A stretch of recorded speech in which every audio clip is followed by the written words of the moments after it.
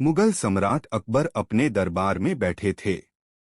दरबारियों के बीच अचानक एक विचित्र व्यापारी आया।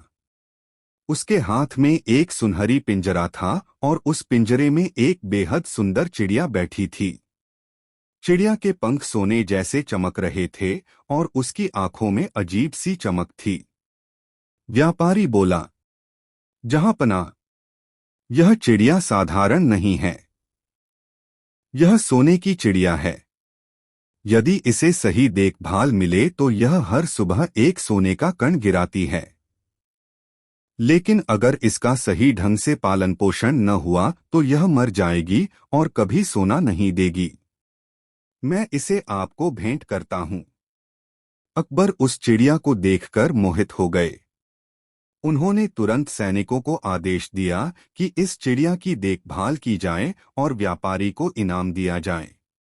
दरबार में हलचल। कुछ ही दिनों में दरबार में चर्चा फैल गई, चिड़िया हर दिन सोना दे रही है।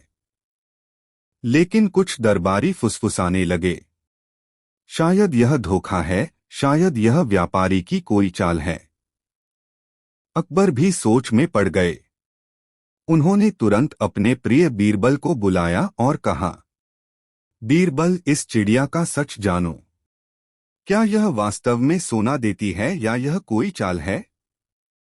बीरबल ने मुस्कुराकर उत्तर दिया, जहांपनाह, मुझे 3 दिन का समय दीजिए।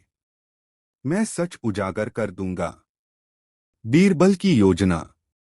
पहली रात बीरबल ने महल में तैनात एक विश्वसनीय सिपाही को चिड़िया के पिंजरे के पास छिपा दिया। उसने देखा कि आधी रात को वही व्यापारी चुपके से आया और चिड़िया के पिंजरे में सोने के छोटे छोटे टुकड़े डाल गया। अगली सुबह जब सूरज निकला तो पिंजरे में सोने का कण मिला और सबने सोचा कि यह चिड़िया का चमत्कार है। दूसरी रात बीरबल ने खुद निगरानी की और व्यापारी को रंगे हाथ पकड़ लिया। व्यापारी डर के मारे कांपने लगा। उसने स्वीकार किया, महाराज, मैं असल में धोखेबाज हूं। मैंने यह चिड़िया सोने की नहीं बल्कि साधारण ही लाई थी। सोने के टुकड़े मैं ही डालता था ताकि आप मुझे और धन देते रहें।